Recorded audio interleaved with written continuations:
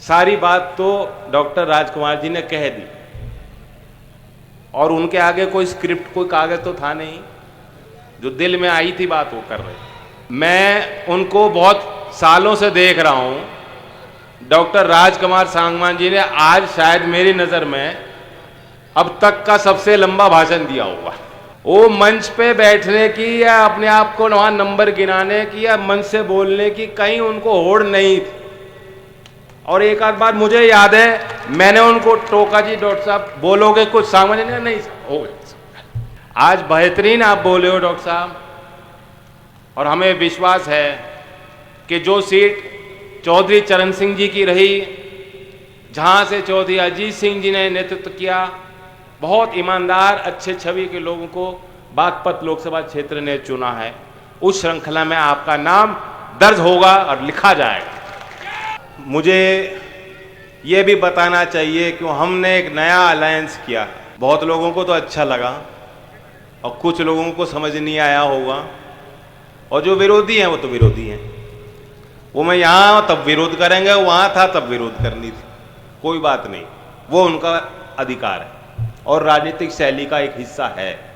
मैं बता देना चाहता हूँ सबसे पहले तो, अगर आज हम सरकार की कार्यशैली देखें, एक तो होता है योजना बनाना और उसका श्रेय लेना, पॉलिटिकल फायदा उठाना, उसका प्रचार यूं करना कि हमने देखो कितना काम कर दिया। और एक बात होती है कि बारीकियों को समझना, जनता को इन्वॉल्व करना, लाभार्थी को एहसास कराना कि उसके हक और अधिकार क्या हैं, और ऐसी स्थिति पैदा कर देना कि लाभार्थी खुद आगे आके वो मांगना शुरू करें।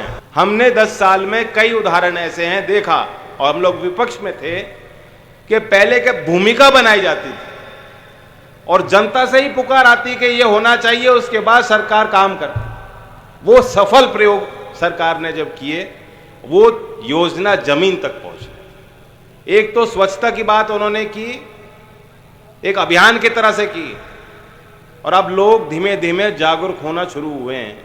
मैं नहीं कहता हमने बहुत कुछ हासिल किया है, अभी भी चारों तरफ शहरों में भी और गांवों में भी कचरे के ढेर हैं, लेकिन अब लोग जागरूक हैं कि सड़क जो है सरकार की संपत्ति, बाकी सब मेरी संपत्ति है, ऐसा नहीं। देखभाल सबको अपने वातावरण की करनी चाहिए और ये हमारा बड़ा एक जिम्मेदारी हमारी बनती है।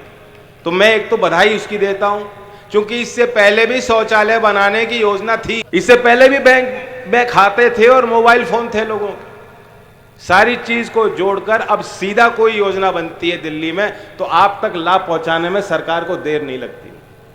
तो जो नई विधि आ रही है उसका प्रयोग करके, मिडिल मैन को बाहर करके भ्रष्टाचार का खात्मा ऐसे ही हो रहा है कि जब लाभार्थी को मालूम है कि ये योजना मेरे लिए बन रही है और सीधा लाभ मुझे मिल सकता है, आवेदन करो, तो आवेदन करने वालों की संख्या बढ़ रही है, सरकार को जितना खर्च करना चाहिए वो खर्च हो रहा है और जनता के लाभ में। एक और उदाहरण देता हूं, और ये एक तरह से, एक प्रकार से जो चौधरी चरण सिंह जी की सोच थी उसको प्रमाणित करती है।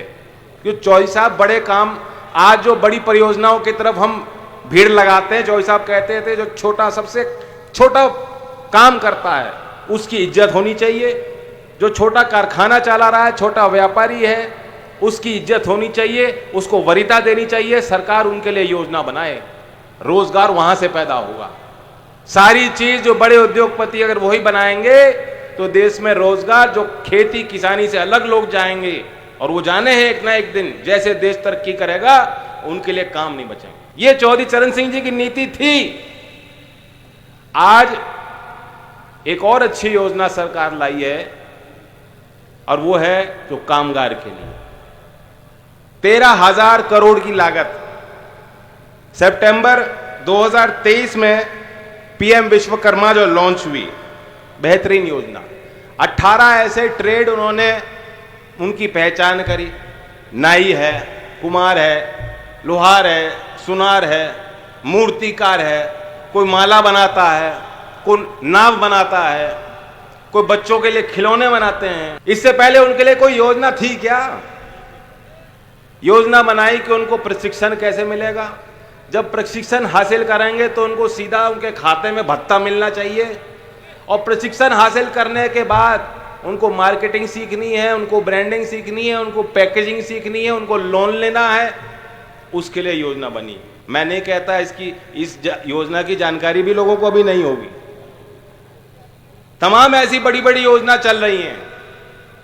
जब लोकदल के प्रतिनिधि पहुंचेंगे, जब एनडीए की सरकार दोबारा तीसरी बार बन के जाएगी, जब इन बारीकियों पे हम और आप नजर रखेंगे, जब गांव के लोगों को हम बढ़ चढ़कर हिस्सा उनको दिलाएंगे, हकदार बनाएंगे, अपने अधिकार के लिए वो सामने आएंगे, तो ये सारी योजना जो गरीबों के लिए बनती हैं, अति गरीब के लिए बनती हैं, उसमें कोई भेदभाव नहीं होता। विश्वकर्मा योजना चल रही है तो सभी जातियों की बात है, कामगार की बात है। चौधरी अजीत सिंह जी ने कामगार के नाम से दल बनाया था, लोक दल का वो अगन हिस्सा है। उस कामगार को सम्मान और इज्जत दिलाने के लिए योजना का एक उदाहरण मैंने आपको दिया। जब आप सरकारी फाइल देखोगे, दस्तावेज देखोगे, ऐसी तमाम योजनाएं चल रही। हमें चाहिए मजबूत वकील। मैं पार्लियामेंट में अकेला लोक दल का नुमाइंदा हूं और मैं जानता हूं डॉक्टर सांगवान जी का बहुत लंबा अनुभव है। वो आपको कह पाएंगे जी अभी मुझे जानकारी नहीं है, ऐसा नहीं है। 40 साल में उन्होंने छात्र की समस्याएं देखी और उसका समाधान किया। कहीं सिंचाई की दिक्कत किसान की आई, कोई सड़क पे विवाद हो गया कि वहां सड़क बननी और लोग खेत नहीं देना चाह रहे, कहीं चकबंदी की दिक्कत आई तो वहां भी गांव में जाके सबको बैठा के समझाने के लिए, समाधान के लिए प्रयास किए। कहीं अधिकारी ने शोषण किया किसी गरीब आदमी का, उसके साथ भी चल के गए हैं। और यहां कितने ऐसे लोग हैं, जब मैंने टिकट दिया कितने लोग मेरे पास मिलने आए, कहा सांगवान जी को दिया, मैं कहा हाँ, कहा सच्ची, मैं कहा दे दिया। डॉक्टर साहब को तो मैं बहुत वर्षों से जानता हूं, बहुत वर्षों से मैं जानता हूं। जो जितने बुजुर्ग हैं बैठे यहां, सब ने मुझे आके कहा डॉक्टर साहब को तो मैं बहुत वर्षों से जानता हूं। तो सब लोग जब डॉक्टर साहब को जानते हैं तो फिर तो आपका घर का ही चुनाव हो गया। इनके चुनाव में और मुझे चुनाव लड़ाने में कोई फर्क है क्या? इनको चुनाव लड़ाने में और अपने आप को, अपने घर के किसी सदस्य को चुनाव लड़ाने में कोई फर्क है? तो फिर कोई कसर छोड़ना मत, कोई कमी मत छोड़िएगा। मैं बीजेपी के कार्यकर्ताओं के लिए, चूंकि यहां हम उनसे मांग रहे हैं, दूसरी जगह कुछ थोड़ी बहुत हम उनको दिला रहे होंगे, बट यहां हम उनसे मांग रहे हैं। तो लोकदल के लोग जितने भी हैं, बीजेपी के कार्यकर्ताओं का अपने से ज्यादा सम्मान रखना। जो हाथ नहीं जोड़ेगा उसे जीवन में कुछ नहीं मिलता। जीवन में उसको मिलता है जो दूसरों का सम्मान करते हैं। और यहां वो तत्पर हैं, तैयार हैं। उन्हें एक तस्वीर दिख रही है बड़ी बनती हुई। शायद वो हालात हमारे क्षेत्र के नहीं बन पाते अगर लोकदल और बीजेपी एक साथ नहीं आता। तो हमने सोच लिया, संकल्प कर लिया, अब हम लोग आए हैं। किसानों का भला कैसे होगा, किसान की जो समस्याएं हैं, क्योंकि हम खड़े हैं भोजपुर में, भोजपुर के यहाँ जो लोग हैं बहुत जागरूक हैं। हर मामले में इन्होंने आंदोलन भी किए और सफलता भी इनको मिली। भूमि अधिग्रहण को लेकर यहाँ हमने मीटिंग करी, शायद इसी स्थान पे मेरी भी बैठक हुई थी जब हमने यात्रा की। हाईवे बन गए, विकास हो गया, उस विकास से यहाँ के लोग वंचित ना रह जाएं, ये लड़ाई भी भोजपुर के किसानों ने लड़ी है।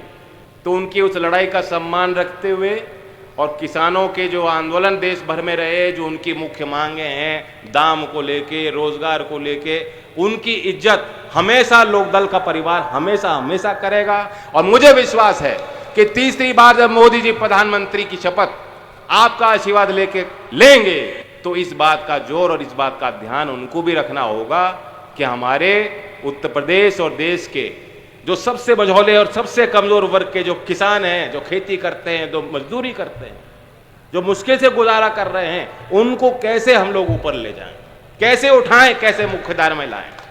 तो ये लंबी लड़ाई हमें लड़नी है। मैं धन्यवाद देता हूं गाजियाबाद के सभी लोगों को। और यहाँ क्योंकि हमने प्रशासन से वादा कर रखा है, समय सीमा पूरी होती है, जोर से नारा लेते हैं। यहाँ भारत रत्न चौधरी साहब का नारा भोजपुर में लिया गया, दूर तक जाएगा। चौधरी चरण सिंह, किसान मजदूर एकता, अब की बार। धन्यवाद।